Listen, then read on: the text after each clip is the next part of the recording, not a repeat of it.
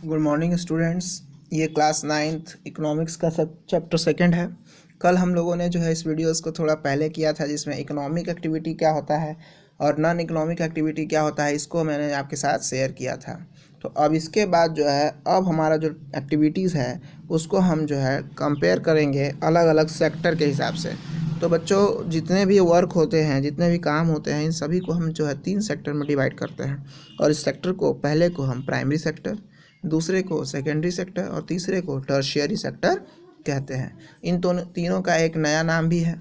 इसमें से प्राइमरी को हम एग्रीकल्चरल सेक्टर, सेकेंडरी को मैन्युफैक्चरिंग सेक्टर और टर्शियरी सेक्टर को हम सर्विस सेक्टर भी कहते हैं। तो अब हमको समझना होगा कि इन एक सेक्टर के में कौन सा आता है, दूसरे सेक्टर में कौन आते हैं और तीसरे सेक्टर में क्या आता है। तो हम बात करते हैं प्राइमरी सेक्टर की। तो प्राइमरी सेक्टर हमारा वो सेक्टर है जिसमें एग्रीकल्चरल प्रोडक्ट की बात की जाती है।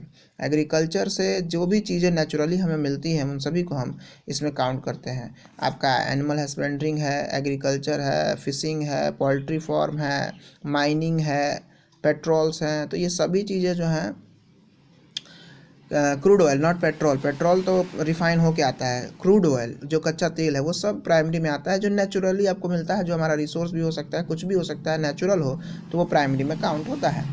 अब सेकेंडरी, तो प्राइमरी को ही एक फॉर्म से दूसरे फॉर्म में बदलने के लिए या एक प्राइमरी को कई सारे फॉर्म में कन्वर्ट करने के लिए, जिससे उसका मैक्सिमम यूटिलाइजेशन हो, हम उनको मशीन्स के थ्रू रिफाइन करते हैं या कन्वर्ट करते हैं। इसी को हम सेकेंडरी सेक्टर कहते हैं। अब एक एग्जांपल समझते हैं कि अगर आपके यहाँ दूध है तो नॉर्मली दूध है जो कि प्राइमरी सेक्टर में काउंट होगा, लेकिन अगर उस दूध को हम एक मशीन तक पहुँचा दें, सेकेंडरी सेक्टर तक पहुँचा दें, तो उससे बेस्ट क्या होगा कि एक दूध से आप पनीर खा सकते हैं, आप जो है खोआ खा सकते हैं, आप उसका मिठाई बना सकते हैं, आप उसका लस्सी बना सकते हैं, आप उसकी दही बना सकते हैं, आप दूध से बटर बना सकते हैं, आप दूध से आइसक्रीम बनाते हैं। पता नहीं कितने तरह का आइसक्रीम, अभी गर्मी आई थी तो अभी आप आइसक्रीम के ठेले देख रहे होंगे, तो बहुत सारे तरह का आइसक्रीम बना लेते हैं। तो ये कैसे पॉसिबल है? तो ये सभी चीज़ें सिर्फ मशीन से पॉसिबल है, जो एक चीज़ को कई सारे फॉर्म में बदलता है। एक दूसरे एग्जांपल से समझिए, अगर आप नॉर्मली प्राइमरी सेक्टर में बात करें तो आप गेहूँ को करते हैं, लेकिन एक गेहूँ से आप जो है मैदा बना सकते हैं। आप एक गेहूँ से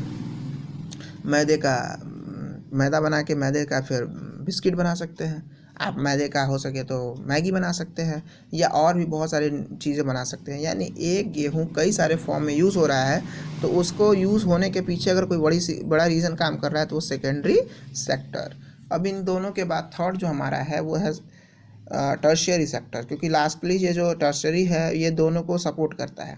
क्योंकि टर्शियरी में जो है जो चीज़ें हैं उसमें सबसे बड़ी चीज़ ट्रांसपोर्ट आती है, कि किसी भी चीज़ को बनने के बाद कैरी फॉरवर्ड करना होता है। आप रॉ मटेरियल को अगर दुकान तक पहुंचाते हैं या यूनिट तक पहुंचाते हैं जहां मैन्युफैक्चरिंग है, तो वहां तक पहुंचाने के लिए भी आपको बसें चाहिए, आपको जो है ट्रांसपोर्ट चाहिए, ट्रक चाहिए, छोटी गाड़ी, बड़ी गाड़ी चाहिए। लेकिन जब फाइनल गुड्स बन भी जाता है तो भी उसको मार्केट में बेचने के लिए, वहाँ तक पहुँचाने के लिए फिर आपको कहीं ना कहीं फिर से कुछ ना कुछ चाहिए। तो इन सभी दोनों चीज़ों को जो है सपोर्ट करने वाला जो हमारा है वो है हमारा सर्विस सेक्टर या टर्शियरी सेक्टर। अब जो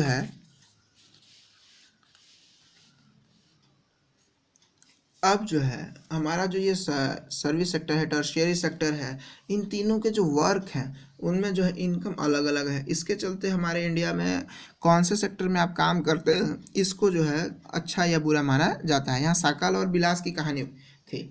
तो साकाल जो है, उसके पापा बूटा सिंह जो है, उन्होंने अपने बच्चे को पढ़ाया और वो बेटा जो है पढ़ लिख के सॉफ्टवेयर डेवलप किया। ये सर्विस सेक्टर में आता है। तो सर्विस सेक्टर में जो है इनकम ज़्यादा होती है और लेबर बिल्कुल कम होता है, यहाँ स्मार्ट वर्क होते हैं। और हमारा जो दूसरा केस है जिसमें हमने बिलास को देखा, तो वो एक फिशरमैन ही बन के रह गया, जो कि एग्रीकल्चरल सेक्टर में काउंट होगा, प्राइमरी में काउंट होगा। और प्राइमरी में हार्ड वर्क होता है और इनकम कम होता है। तो हम सभी कोशिश करते हैं कि हम जो है अपने आप को टर्शियरी या सर्विस सेक्टर में ले जाए। गवर्नमेंट भी कोशिश करती है कि जो लोग हैं उनको यहाँ ले जाए, लेकिन ये इतना आसान नहीं है। क्योंकि अगर हम अपने इंडिया के टोटल पॉपुलेशन को देखें तो सभी को एक जगह शिफ्ट करना पॉसिबल ही नहीं है। क्योंकि अगर सबको एक जगह फिर शिफ्ट कर दिया जाए तो प्राइमरी में प्रोडक्शन ही नहीं होगा, तो सेकेंडरी का कोई काम नहीं होगा। जब प्राइमरी में प्रोडक्शन ही नहीं होगा तो उसको कैरी कौन करेगा? तो फिर सर्विस का भी काम अपने आप ख़त्म हो जाएगा। यानी तीनों सेक्टर एक दूसरे पर इंटरडिपेंडेंट है प्राइमरी नहीं होगा तो सेकेंडरी को रॉ मटेरियल नहीं मिलेगा, सेकेंडरी नहीं होगा तो प्राइमरी को ख़रीदार नहीं मिलेगा, उसको परचेजर नहीं मिलेगा। और जब दोनों की बात हो गई तो उन दोनों को जल्दी से कैरी करने के लिए, एक टाइम लिमिट के अंदर कैरी करने के लिए ट्रांसपोर्ट सेक्टर का होना बहुत ज़रूरी है।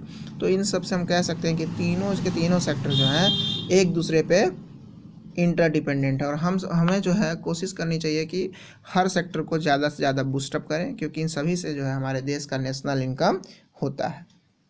अभी हमारे इंडिया के साथ टोटल नेशनल इनकम सबसे ज़्यादा सपोर्ट टर्शियरी करता है।